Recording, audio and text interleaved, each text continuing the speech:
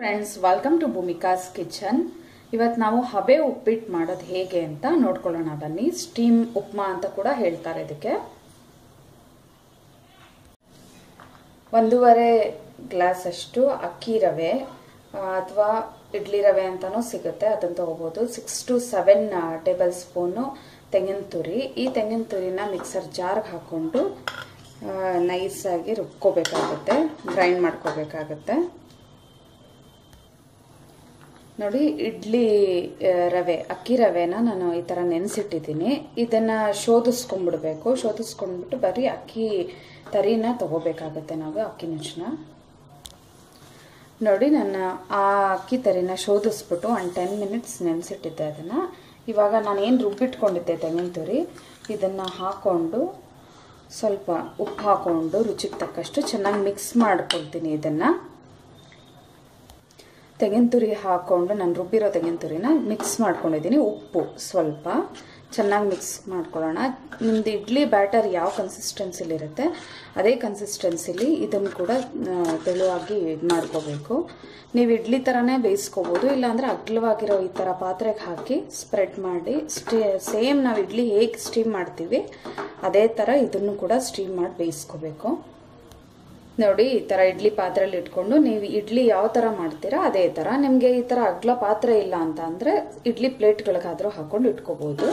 Close ಮಾಡ್ತಾ ಇದ್ದೀನಿ. Steam ಮಾಡ್ಕೊಳ್ಳೋಣ ಇದನ್ನ ಚೆನ್ನಾಗಿ ಒಂದು 10 ರಿಂದ 15 ನಿಮಿಷ. 10 to 15 ಮಿನಿಟ್ಸ್ ಸ್ಟೀಮ್ ಮಾಡ್ಕೊಂಡಿದ್ದೀನಿ. ಇವಾಗ ಇದನ್ನ ಬೇರೆ ವೆಸಲ್ಗೆ ಟ್ರಾನ್ಸ್ಫರ್ ಮಾಡ್ಕೊಳ್ಳೋಣ.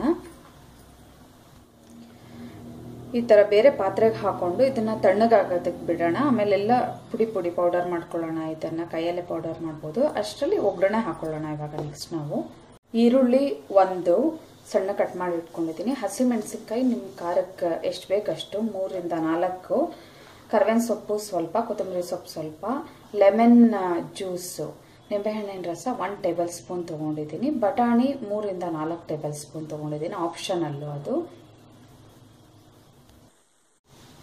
ನೋಡಿ, ಪಾತ್ರೆ ಒಳಗಡೆ ಎಣ್ಣೆ ಹಾಕೊಂಡು ಸಾಸಿವೆ ಜೀರಿಗೆ ಹಾಕೊಂಡಿದ್ದೀನಿ, ಕಡಲೆಬೇಳೆ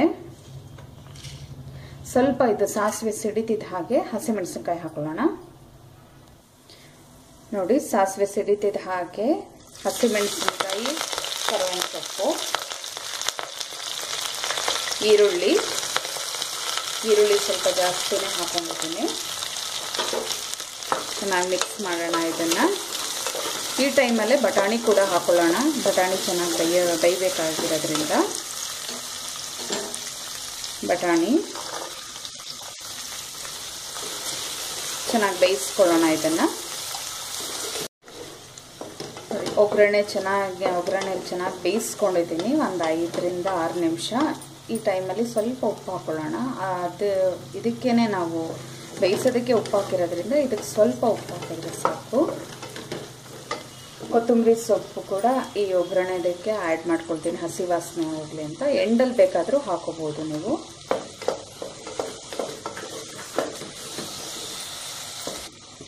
ನೋಡಿ, ಇದೇ ಒಗ್ಗರಣೆಗೆ ಇವಾಗ ನಾನು ಅವಾಗಲೇ ಬೇಯಿಸಿಟ್ಕೊಂಡಿದ್ದೆ ಇಡ್ಲಿ ಟೈಪು. ನೋಡಿ, ಅದನ್ನ ಸುಮ್ಮನೆ ಹಿಂಗೆ ಕೈಯಲ್ಲಿ ಪೌಡರ್ ಮಾಡಿದ್ದಕ್ಕೆ ಈ ಥರ ಹಿಂಗೆ ಹುಡುಗಿಯಾಗಿದೆ.